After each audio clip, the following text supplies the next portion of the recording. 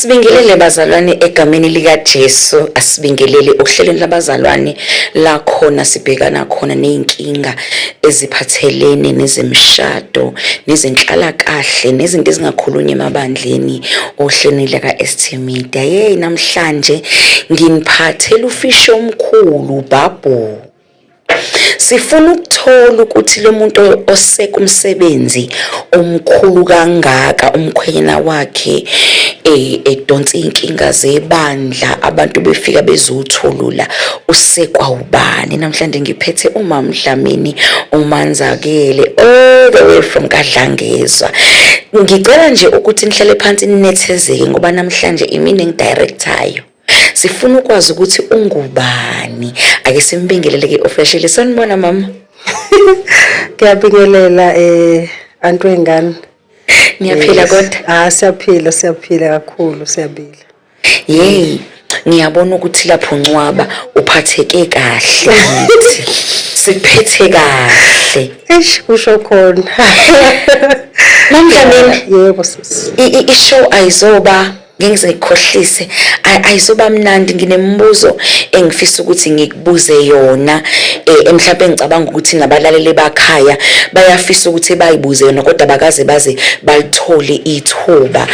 Ngizocela nje ukuthi sihambisane ungiphendulele umbuzo. Ngithola ukuqala nje ngifisa ukwazi ukuthi ima wami awungitshele kahle umuntu wasemzini nihlanganaphi nobaba. Mission approach. Ngiyakufundisa ithini into. Hayi ke. Yakusikudala kakhulu sihlangene. Yes. Sihlangane ngo-2017. Okay. uBdlamini bengingamazi but sahlangana through a mutual friend. Okay. Kunomunye umzalwane obe umngane noBdlamini kanti futhi umngane wami. Yes. So ngayeso sikhathi bengisasebenza eRichards Bay, uBdlamini ehlala eThekwini. Okay. So maye ngibona lapha ku Facebook ngikhomentelana nalomngane wami yabona until ushuthi wangibona ke wasebuza kulo mngane wakhe omunye ubhuti nje wayomvangelwa ngibuza kuyena. So wasiyasho ukuthi hayi khohla lo ngane ngeke uyithole. Ngiyayazi yakaphedla ngezwe. Okay, hayi uBdlamini enza indlela yokuthi ezeBay. Ngiyakhumbula ukuthi wafika emsebenzini la ngisebenzela khona. Hayi ngayilalela ke incike ukuthi thini kodwa nje akaze kube i-mission approach no. Washela nje umzalwane ayingathatheka nami nkosami ngoba ngangizwe inhleso zakho ukuthi ufisana. Then kwakuMarch, March kwaku beginning of the year lapha ngabo January February lapho nje. Okay. Yes, then March savumelana lokho sivumelana. Okay.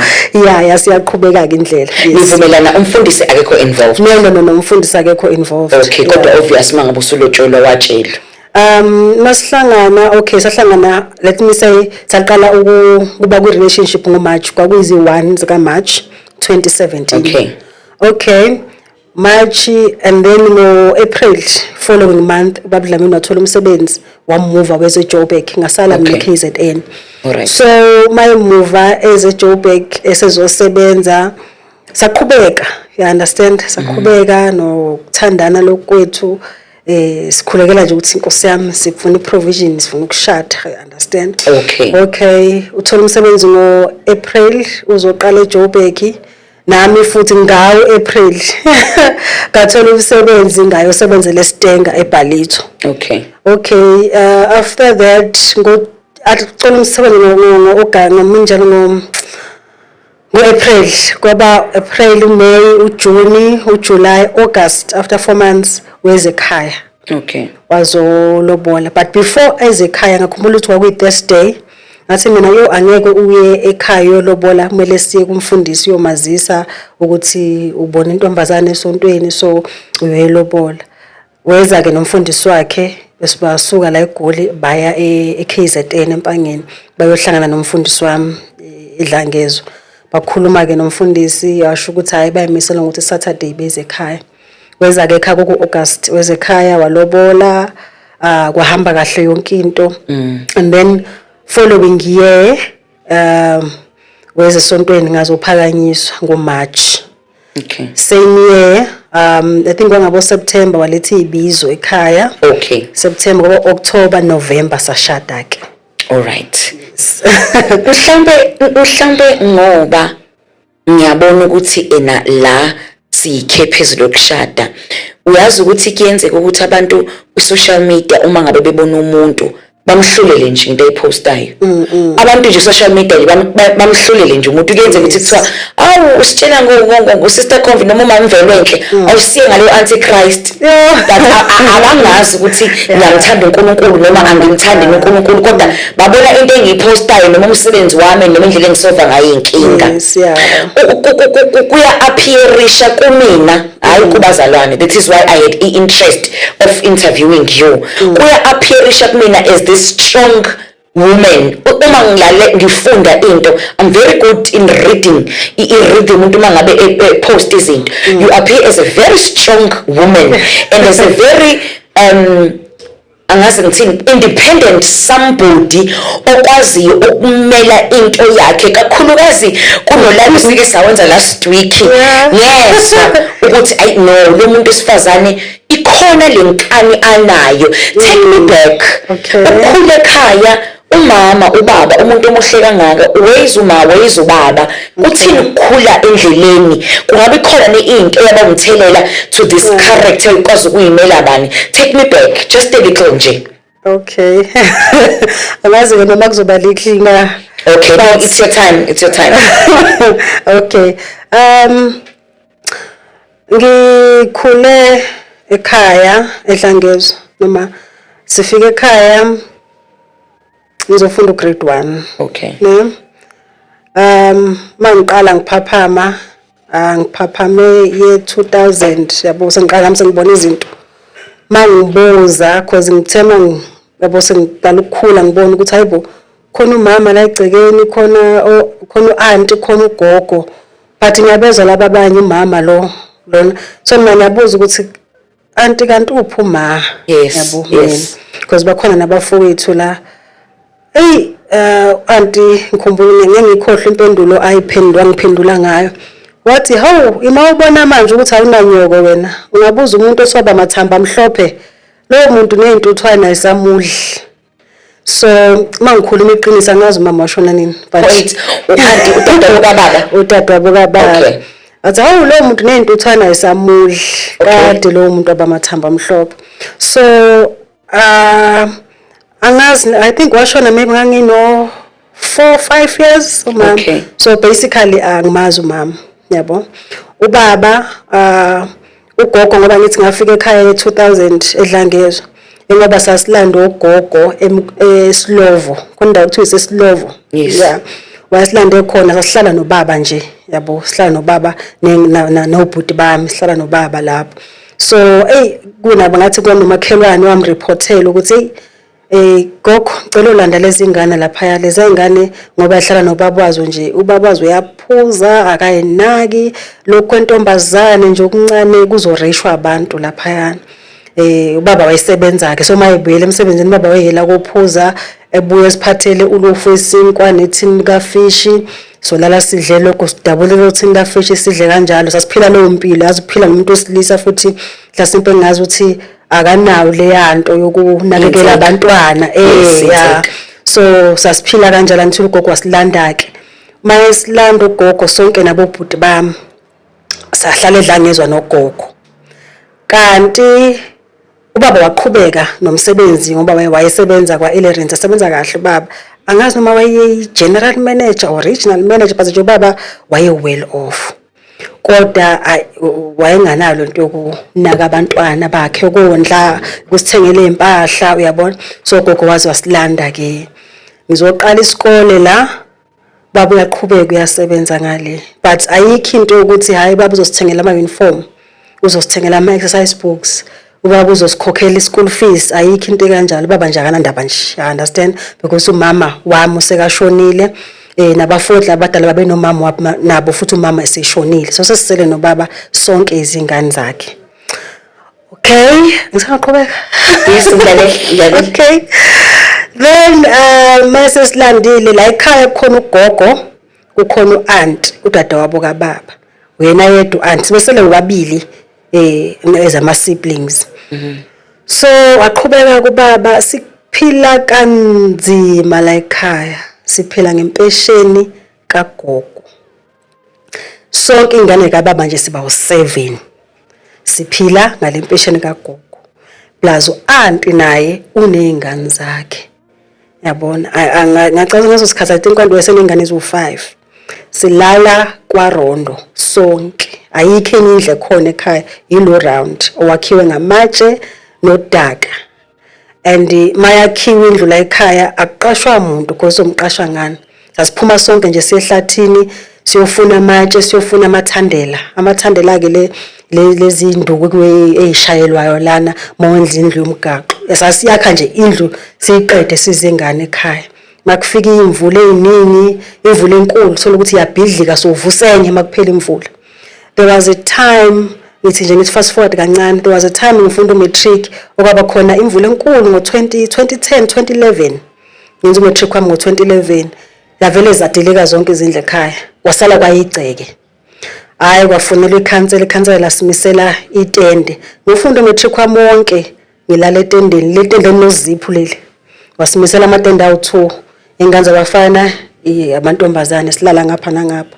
And umuntu owazidla ngezwa kuyazi ukuthi ayikho safe kangakanani. Okay, going back ke ekukhuleni kwami. Masikhula ke uBaba kanti uzohamba kule. Baba ke bahlala nomamncane endaba yakhe, kwenye indawo kuthi endaba yakhe sebeze bathola udadewethu omncane lapho benengane. Bephila kamnandi, I don't want to lie, because uBaba wayesebenza. And noma ethenga igrocery kuphela inyanga babe grosela lapha yathina nje Nkosi yami. Wavele wakhohlwa abantwana bankosikazi wakho omdala. Yes. Okay. I remember khona ilanga ngilikhohle. uBaba wahlangana nomakhelwane beka Shoprite ehamba nomamncane yabona beqhuba amathola ayi2 egcwele igrosa. Wathi umakhelwane ngasekhaya yo Dube wathi wasebenza ugrosela ingane ilezi ngane ziyahlupheka. Lokho intombazane nje kuwasha amawashing abantu lapha edlane zokuzokwazi ukuthola ukudla. Ngiyakhumbula sasisurvive ngokuthi sihambe siye euniversity lapho ngoye. Masibuye esikoleni nje ugumula uniform uye emakhishini uyoma ulinda ama students. Abanye ama students afunde euniversity ngabo 2006, 2007, 2008 azoyikhumbula izingane wakuthiwa amadabuka. Sasiphila ngokudla emgqomeni lapha euniversity. Yeah, sasisazi kahle ikhathi zokuphaka simeminyango sesithi sawubona amalumbu sacela ungiphathele isinkwa, sawubona sisacela ungiphathele isinkwa. Lama students uNkulunkulu abusisa. Noma kuphi lapha bakhona wonke ama students afunde eUniversity of Zululand ongoye 2015 yaphansi uNkulunkulu ababusisa. Sasiphila ngabe ekhaya. Bethi mabeqeda ukudla edining hall edwasathi use DH mabeqeda ukudla yabona umuntu mayeqeda ukudla eplatini thina babesithulela ku plastic omnyama konke lokho kudla amathambo kuhlangene konke amathishu kuhlangene yonke phela eplatini yazi ukuthi umuntu eqeda ukudla uthola nomlomo afake lapha yana. Sasuqhubeka lo plastic omnyama every day siyehlathini siyokhetha. Sikhetha amathambo, sikhetha irice eceleni, satha lamathambo siwafaka plastikini siyawathwala sihamba nawe ekhaya. Masifika ekhaya sofica ugogo noanti sebesilindile. Lamathambo sizowafaka eplastic siwafaka ebhakedeni enamanzi siwawashe. Emva kwalokho sibasa umlilo, siqobela uanyanisi mawukhona, sifaka usawoti sekuyishebo solala sidlile. Ezilongo ucabele lo thambo nophuthu uzolala udlile. Uphuthu luzotholakala kanjani na? Abanye abazothi baye-university bayofuna ukudla, abanye bame lapha emgwazini. Khona indawo lapha emedlane ezokuthiwa isemgwazini siphathe siyitshudeni mayiphuma kogrosa. Sawubona sisacela ukuphathisa igrosa. Sihambe nale student simphathisile lama plastic masifika mhlawumbe eresi uzosinikeza labo 2 rand. Sibahlanganisa labo 2 rand 5 rand. Mina mhlawumbe kuzophuma u15 rand komunye mhlawumbe kuzophuma u10 rand kuzophuma impuphu ezophekwa nalamathambo ezabuya nalabo abanye. Life was tough but wayekhona uNkulunkulu ophilayo. Okay. Yeah. So ekhaya usindisiwe wedwa uphila lempilo intombazane. Ngaleso sikhathi ngangakayithathi but angazi ukuthi uNkulunkulu uyamkhetho wakhe. Mina ngisindiswe ngenza ugrade 7. Ngiphila leyo mpilo nobhuti bami siphila leyo mpilo. Nakhona ngisindiswa khona euniversity. Kwakuba nama open airs lapha yani ngakhumbula ukuthi babejwayele ukumema umfundisi umpostoli umbuyazi. Kwakuseno obaba oW wezimemncebo lo wasentabeni ngase ngizakushumayela yena ngingane zahleka ijudeni lithi yapi lo ngane ngaya phambili ngafika ngamukela uJesu namanje akangikhohlwa usakhumbula ukuthi wena noMpumelelo wasindiswa kushumayela mina eChapel. So mangifika ekhaya ngikhuluma lento yensindiso anti wayengamukela kahle and wayesaphila ugogo kanti kuzohamba ubaba buye ngiyakhumbula ukuthi mayebuye ubaba buye segula engasakwazi ukuhamba owami ngiyakhumbula ukuthi kwaba nemoto eyafika yambeka esangweni ikhathi kwangabo 9:30 ekseni baba wayegqoke ishirt elimhlophe I remember nebhuluku elimnyama siyadlala thina egcekeni you understand sibona umuntu umile lapha eminyango ulele kanje ulele egateini ugobisa ikhanda phansi kumemeza ubhuti wami athi hayibo khona lapha esangweni masithi siyaya ubaba lapha ebusweni usebhabe umuntu ongathi uvuka embedeni kade wagula akasakwazi nokuhamba hayi obhuti bami simqukule sihambe simbeke endlini kwakunendlu okuwandumo okhiwe ngamaplango simbeke kona ubaba hayi bona ukuthi lo muntu ubambekile okangempela khona ugogo ekhaya khona uanti nogogo usemdala futhi ugogo uyiphila ngotshwala ke yabona hayi athi nje uanti aniyingeni usedle yonke imali nezithi zakhe yabona hayi akazibone ayo bhuti wami kanti kuzoqala ukuthi kuvalwe izikole obhuti wami vele bahambe baye kubo kaMamdala abanye obhuti wami bazala umunye umama ngithi baye khona lapho kwenye indawo kuthiwa isenkonjane kusale nobaba kwakumele ukuthi ngivuke ekseni ngiye esikoleni ngakavalwa izikole ngenhlahla zasheshe zavalwa izikole kumele ngihambe hlasempe sengibonile ukuthi impuphu encane ikhona ngiphekela ubaba iparish ngaleso sikhathi ubaba ngiyakhumbula ukuthi wayengakwazi ukuhamba nengqondo yayiphazamiseka yabona futhi engasakwazi ukuziyela etoilet at that young age grade 7 grade 8 ngangimqukula ubaba ngimgeze ngimshintsha ibhuku ngoba wayeyimoshela ngingalamuntu ozongisiza lokho ngithi nje ubaba wami lo ngimwashele ngikhiphe ukungcola lokho mayeseyimoshela yabona phela umuntu omdala mase ngasakwazi ukuyethola sekugula kakhulu yes baba mina ngamnakekela ngiyakhumbula ukuthi bamisa esibhedlela andwaze waqasha imoto wayesendisele na 1 week ukuthi ashone kwayimaye misa esibhedlela hayi makufika mhlawumbe kwaphela 3 days baba washona kodwa nje ukugula kwakhe konke I am the one owayemnakekela wayemphuza singazi ukuthi ngiyakhumbula baba ngahamba ngesitolo ngafika ngathi ngicela igrandpa ngazi ukuthi yini igrandpa ngobaba wayekhala ngama pens ngabuya ngababa nakho ngikuthengele igrandpa waphuza ubaba igrandpa like ngangizama noma yini yokumsiza ubaba wami yize yena ekukhuleni kwami engakaze ngithengele ngisho isicathulo sesikole wakhula ke ngaleyo mpilo then engakaloko uma ngabe sishonile ubaba wayapi wahlala eRace wahlala kephi uma besishonile ubaba ubani lo okhulisa umama Dlamini esimbonayo manje okay mayishona ubaba kwaphela 3 weeks after umncwabo kaBaba wakushona ugogo kwamele ukuthi sila ekhaya sisele noanti kuphela uanti obengazwani nobaba wami ama siblings bayalamana basele boba2 bodwa kodwa babengazwani lokho ukuthi bayizitha ongazi ukuthi ingxabano yabo yadalwa yini but babengazwani nje ngisho sekugula baba wayengadluli ngisho ngasendlini lapha lele ngakhona athi mnakekelo yihlo ngihlangene you understand yeah so babengazwani so sasala nalo auntie ke and ke hayi nganithi ubunzima ngibonile kanti hayi kusezokukhulu ngakhona ngabona khona ukuthi hayi ukhona ngempela uNkulunkulu ngoba namanje ngisaphila engikhulisile ngale yandlela ngikhulisa ngayo yeah ukhipha i-revenge uyikhiphela kuwena ezingane intombazane? Okay, siqale nje la mhlasimpe ngithi ungena kancane kule ndaba ye-revenge ukuthi uyikhiphe kanjani. Maqeda ukushona ugogo mhlasimpe kwaphela 2 or 3 months uAnti abaxoshwa ubhuti bami ekhaya. Wathi hey angeke ngize senibadala manje. Nina hambani ekhaya koma wenu eNkonjane. Babe uthiwa ubhuti wami sengasibadala abaxosha. Nalo engimlamayo omdala naye.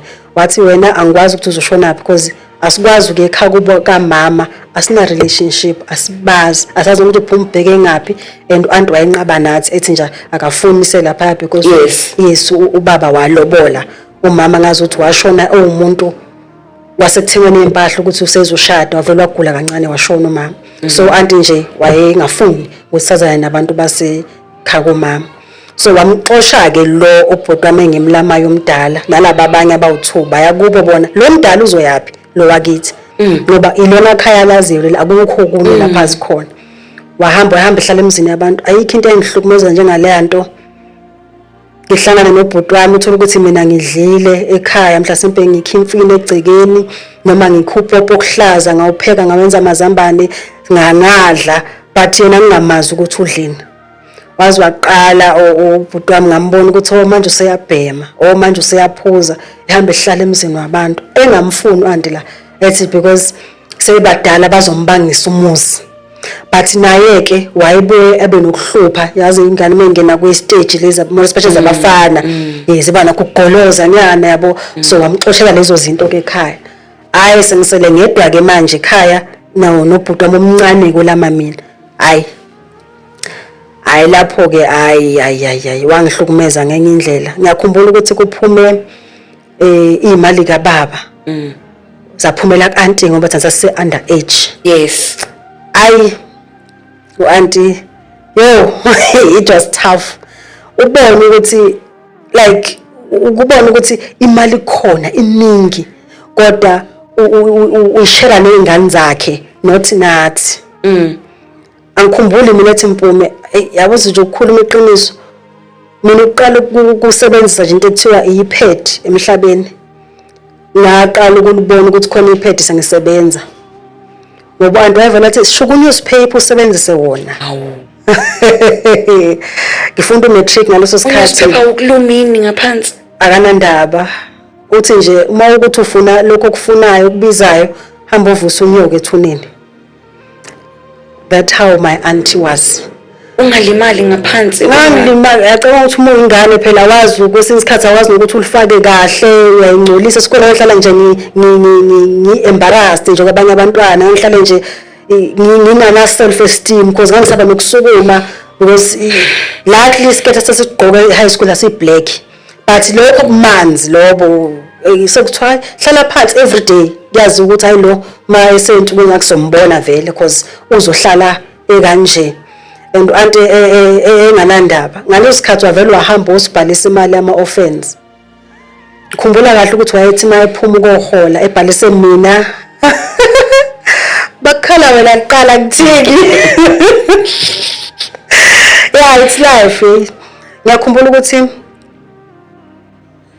wayethi mayephuma ukohola wantwami anike izingane zakhe 150. Athi abathenga ama cosmetics. Mina wayevela athenga uvakhona Vaseline omkhulu wawuhlaza yabona umunye uthola ukuthi upink wayevela athenga wona ubeke phezulu kwetafula.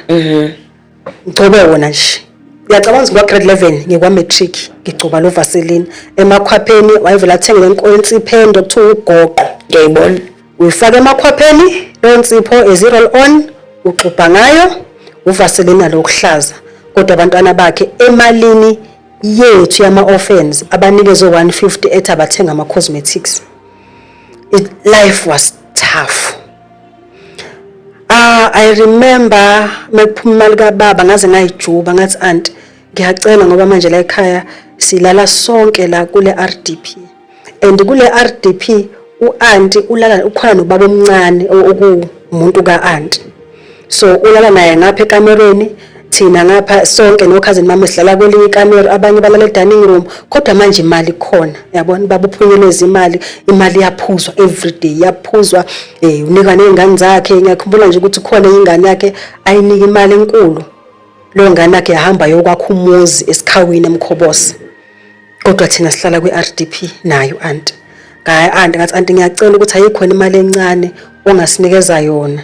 Hayi wathi hayi kulungile, angazi nami uNkulunkulu wangisiza kanjani lapho ukuthi ngibe brave ngale ndlela because auntie wayengishaya ngeke ngikhulume noma yini no auntie.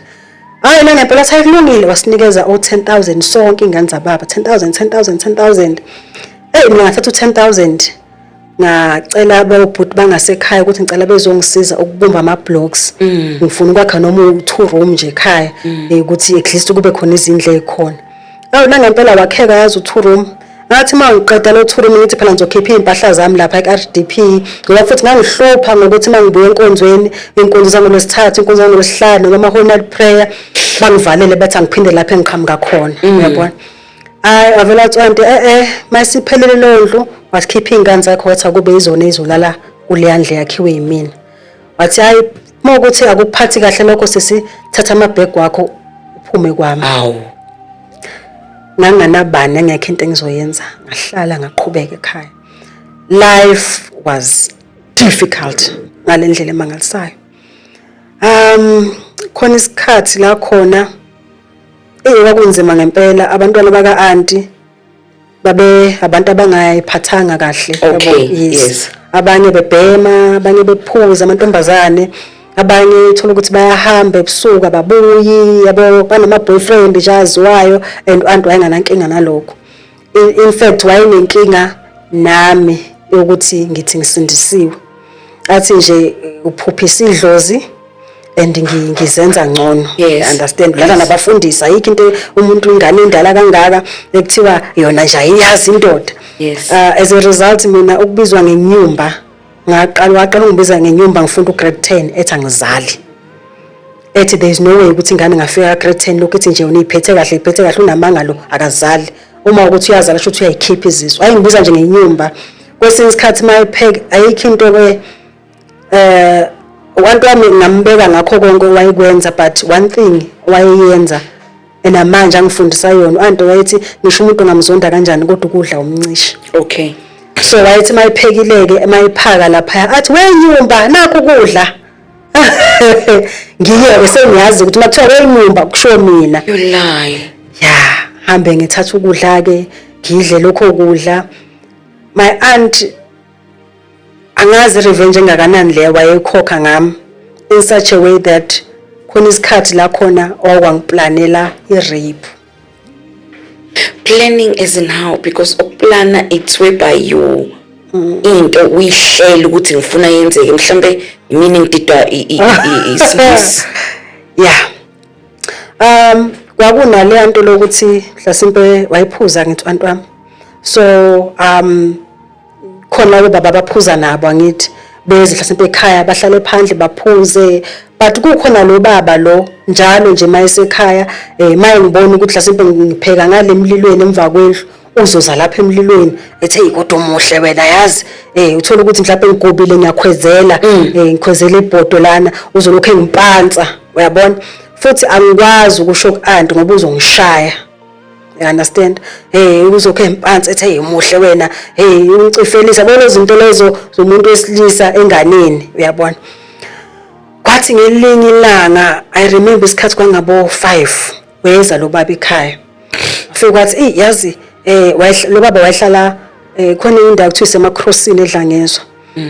Wathi yazi Madube ngeke sekuhlwile manje sebusika ngiyasaba ukuhamba ngedwa ngicela ukuthi ongcono ngilale la. Wathi auntie ayikhuleka nto kuwayesenendlu kulo 2 room ngaphandle.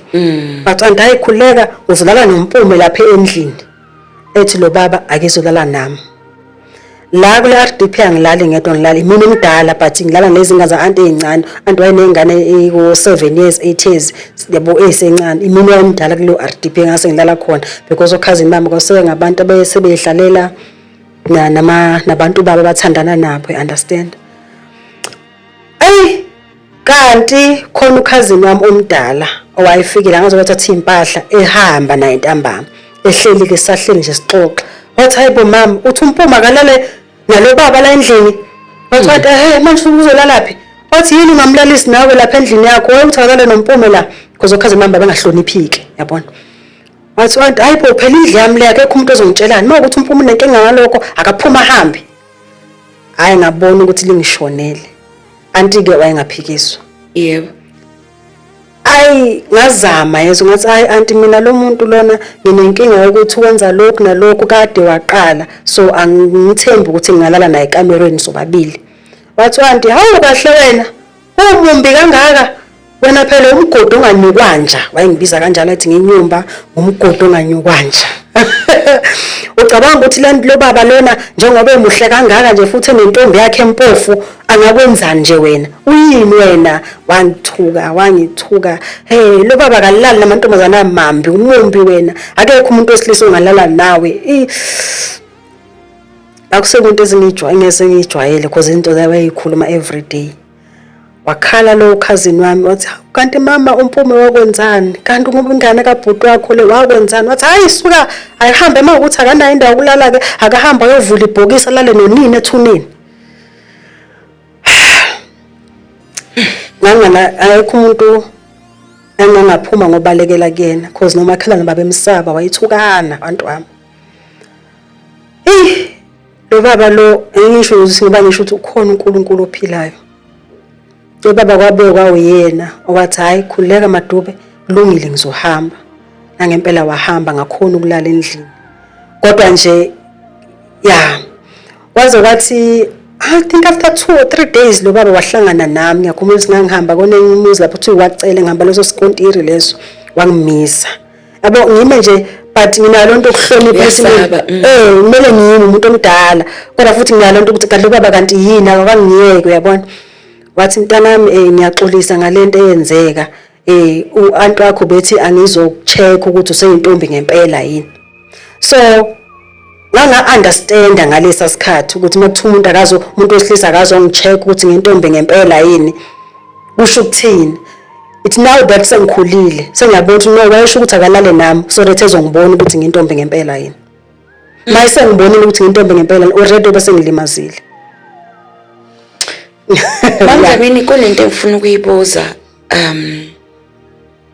emshadweni kunezinto ezizithi uma sizenza mo-check i-background njengoba ngibona ngikhipha unyembezi kubuhlungu kwesinye isikhathi uyayithi uthwele kanti uyadedema khona abantu abathwele angazi mhlawumbe kuthi lento exoxa ngabe ngafa emshadweni kunezinto ezenzakalayo uthola ukuthi azenzeki ngenxa yomshado kodwa ziyumsuka emuva ukukhula kwakho kabuhlungu akuna umthelelo emshadweni wakho ukuthi mhlambe uze ukuthi ine-anger mhlawumbe sengikhulume ngeqisa kumyeni wami bantwana bami mhlawumbe ngishaya kakhulu mhlawumbe umyeni wami noma engitshela ngithanda angikholwa ngoba uma ngabe noma ngiyona psychologist but I can tell you a woman okhuleka kabuhlungu njenganawe akanayo self confidence noma ngagqoka abe muhle kanjani afake lipstick ukutshalwa kwamagama omncane ubizwa ngenyumba ubizwa ukuthi umumbi ubizwa ngayo yonke lento lamagama ayahlala emqondweni noma ngafika umkhwenyana ethi a later stage kodwa uma ngabe engasuswanga uNkulunkulu noma engasuswanga psychologist noma engasuswanga into ethize ayahlala kuwe so does this ibehamba ihebe umthelela emshadweni would you say you are brave ukuthi you are okay to this painful history oyixoxayo you know ongayisho if you can just be honest and help people out there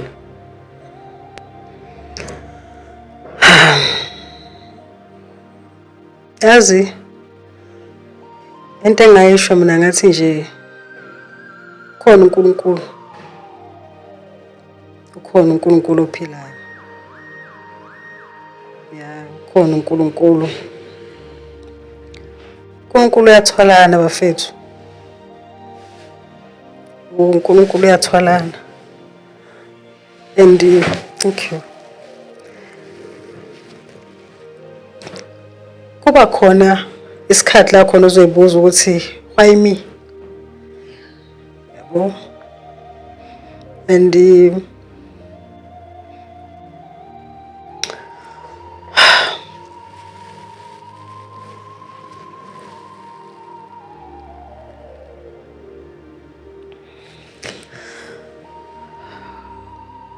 kwesinye isikhathi kunezinto empilweni yazi othi uma uhlangana nazo zingafuni into eningi zikubuza ukuthi where is your mom. Khona izimo nje ezinjalo ezingazile mhlasimpe ukuzokwenzani ezizokubuza ukuthi kahle kahle uphi umama wakho wena. Yabo. Kunezimo ohlangana nazo ezikubuzayo ukuthi where is your God. So ngiyahlangana nezimo ezinjalo uthola ukuthi ngifisa nokuthatha ifoni ngifonela umuntu ke ozoba samama kimi.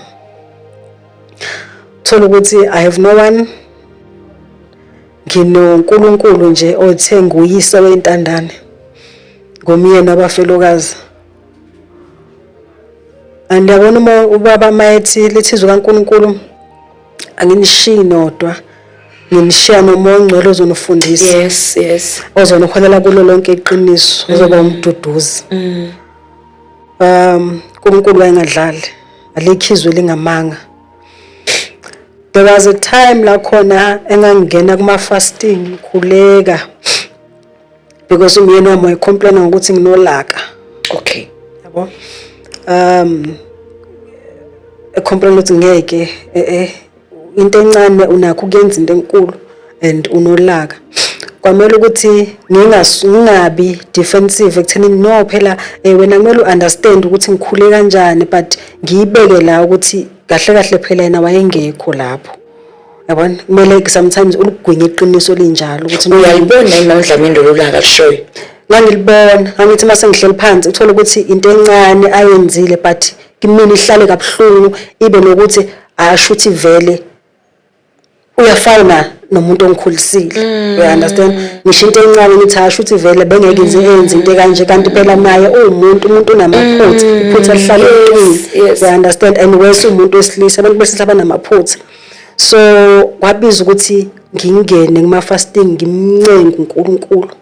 Ukhali inkosi ukuthi ngiyacela ngicela ukuthi nje nami ngibe umuntu ebantwini. Ngiyambona uNkulunkulu uyathembeka ke akusafani naqala. Kwesinye isikhathi uthola ukuthi abantwana bayona onayi khona la enze khona iphutha. Kwesinye isikhathi ngimbuza nokumbuza ngiyasithulela.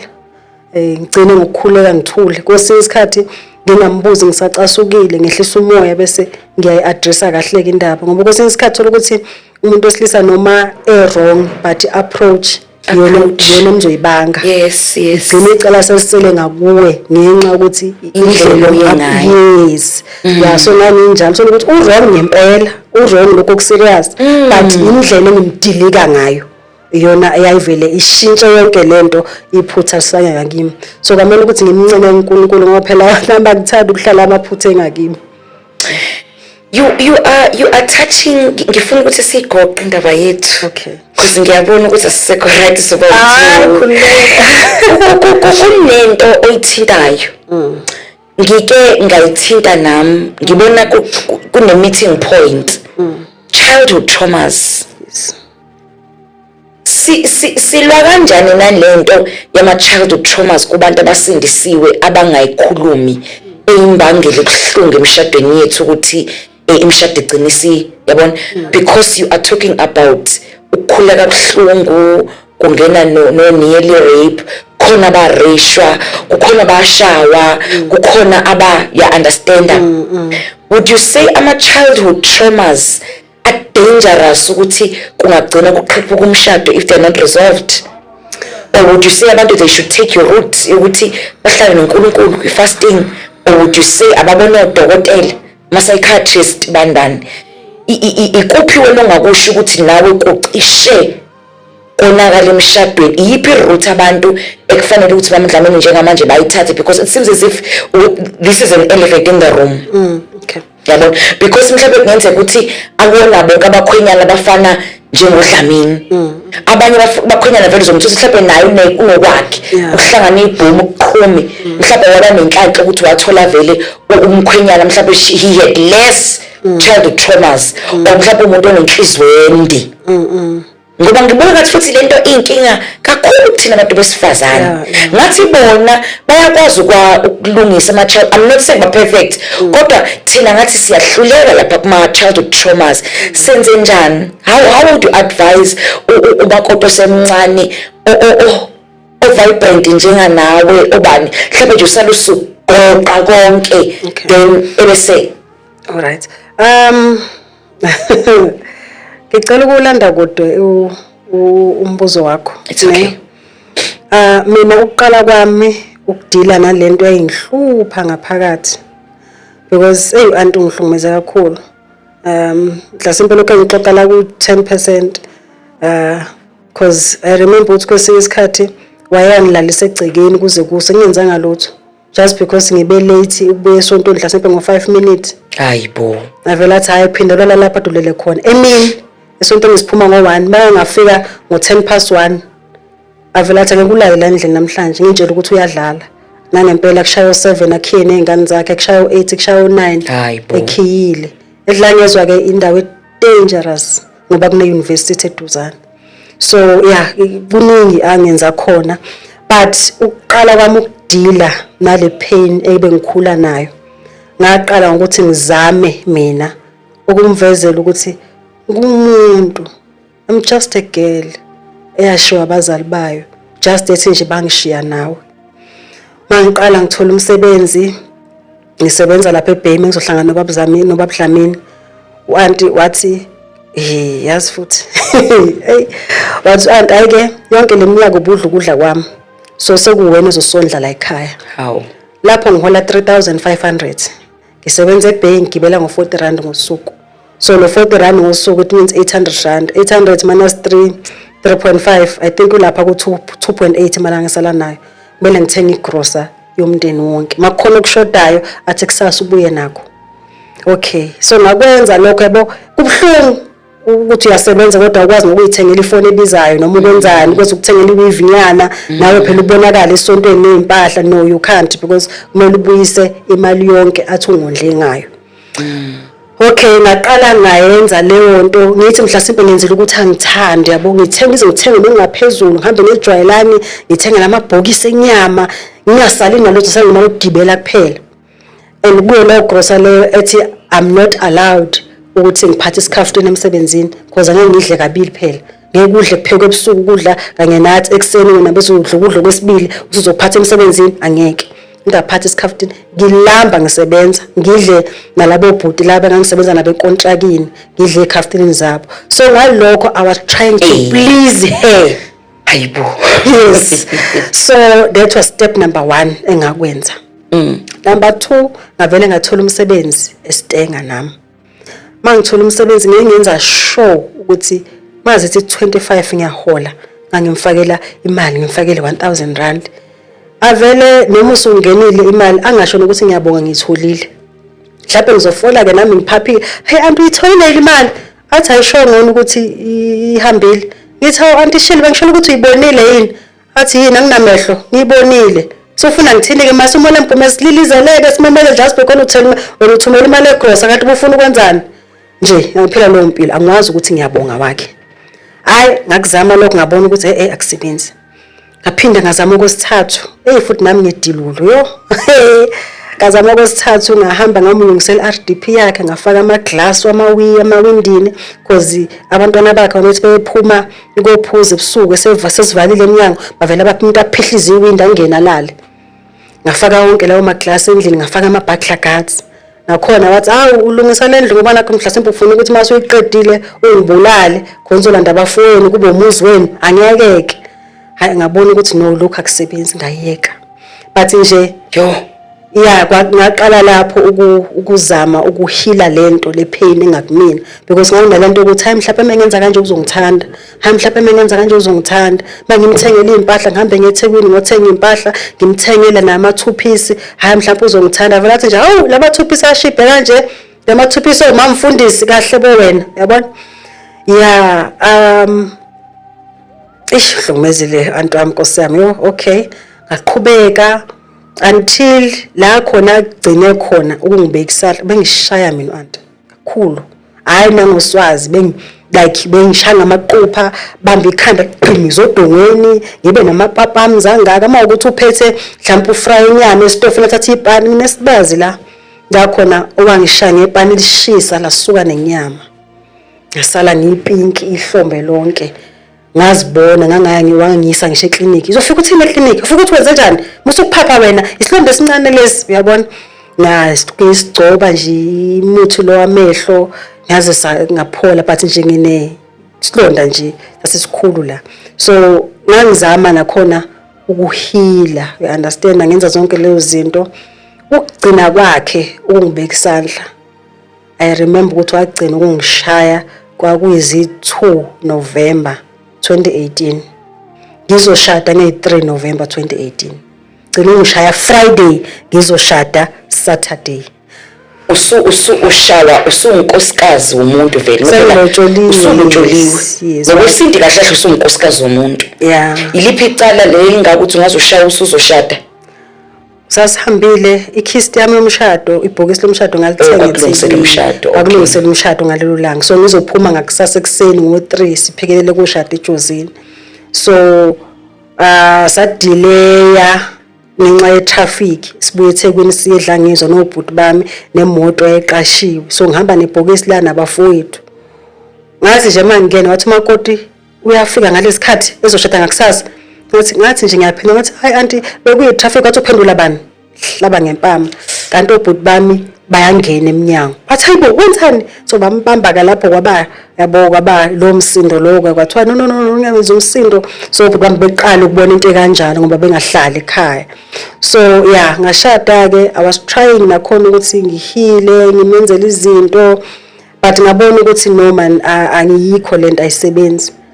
la khona ngithe ayike yazini le childhood trauma angiyeke manje loku 2020 bani I think no last year la khona ngithatha ingane yakhe ngathi I think ngithatha ingane yakhe yodwa ukuze ezobona mhlasimpe uzongithanda angisahlali phela nayo yabona mhlasimpe sithi ngahamba uyayisola awungithatha ingane yakhe ngiyibuyisela esikoleni ngathatha ingane yakhe ngiyibuyisela esikoleni ngimkhokhela irent umuntu grocery phela ngithi mhlasimpe uzoba nale nto leyana ukuthi awuzofona mpuma ngiyabonga ungisizile ayilutho kanti ngengane yakhe kumuntu futhi wayengayimiselanga ngokufunda ngifaka imali kanti umuntu akafundi uhlalela ekhaya uyayidlela leyo mali so yeah ezinye izinto number 1 mina into yangisiza leyo ukuthi angeke ngize ngiadvise umuntu ukuthi akayenze ngoba iyalimazana okay leyo kukhombisa umuntu ukuthi hayi man angisiyo lento ngibona ngiyiyona mhlasimpe ukufuna iclosure ufuna umbuzo ukuthi kahle kahle ngenzeni